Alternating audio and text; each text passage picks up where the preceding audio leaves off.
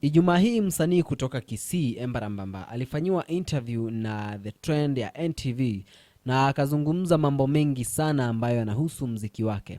Moja ya vitu ambazo alizungumza ni kuhusiana na Ringtone, ambaye Ringtone alikuwa ameshazungumza kumhusu Embarambamba. Ringtone alifanya interview na Rogers na akaweza kumuuliza maswali iwapo anamfahamu Embarambamba, na haya ndiyo yalikuwa majibu yake. Wangu wa muziki Embarambamba Embarambamba ni mtoto wangu. Kwa hivyo sarakasi yote ambayo tu anafanya iko sawa. Nilikuwa nafanyanga hivyo, nikakuja town, nikaona watu wataona ni wazimu, nikaacha, nilimwachia. Sasa makosa anafanya anafanya huko Kisii mpaka anahang kwa nyumba, watu wanafikiri. Sasa nilimfundisha, lakini mimi ndio baba yake wa muziki.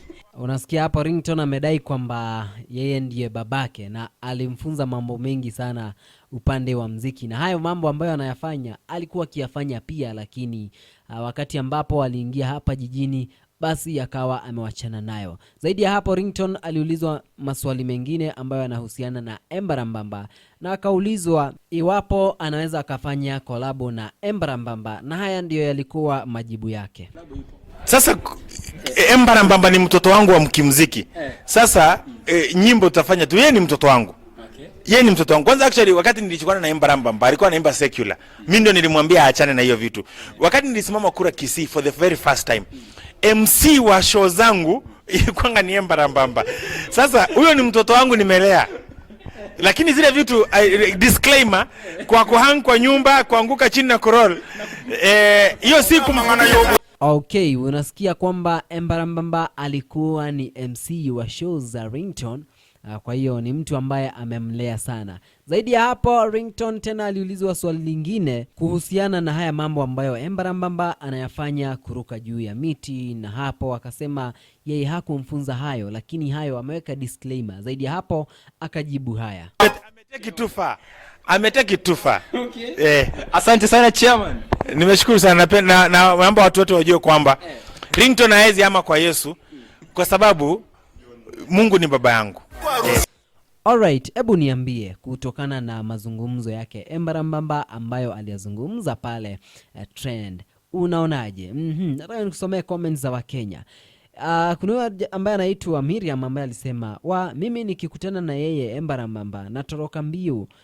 Mwingine anasema anajenga mchangie basi wewe Ringtone, if he is your child tunangoja mchango wako. Okay, by the way alikuwa naomba pia huo usaidizi.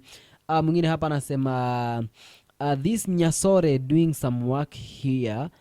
This is Nyasore doing some work here, otherwise very madness. Okay, mwingine hapa anasema huyu lakini ulimfunza kupanda ng'ombe. By the way Embarambamba kuna video ambayo alikuwa akipanda juu ya ng'ombe. Nyingine hapa akasema Ringtone you are my best friend, ni vile hujui. Okay, mwingine anasema ni bangi ama ni nini yake mpaka anapanda juu ya mandizi anaanguka. By the way Embarambamba anafanya drama nyingi sana jamani, ambazo sio kila mtu zinamfurahisha, kwa sababu anapanda juu ya miti, apande juu ya ng'ombe, na daktari Ezekiel Mutua alimuonya akamwambia atajiumiza, na akamuomba basi aende ofisini wapate kuzungumza ili waone watamsaidia vipi, kwa sababu haja yake kubwa sana ni kupata usaidizi wa kimuziki, na basi ndio hivyo. Anyway, hebu niambie kutokana na majibu ya Ringtone kuhusiana na Embarambamba na kupanda juu ya miti and all that, unayachukulia vipi? Niambie hapa kwenye sehemu ya comment section, lakini subscribe kwa ajili ya kupata updates na taarifa mpya kila wakati.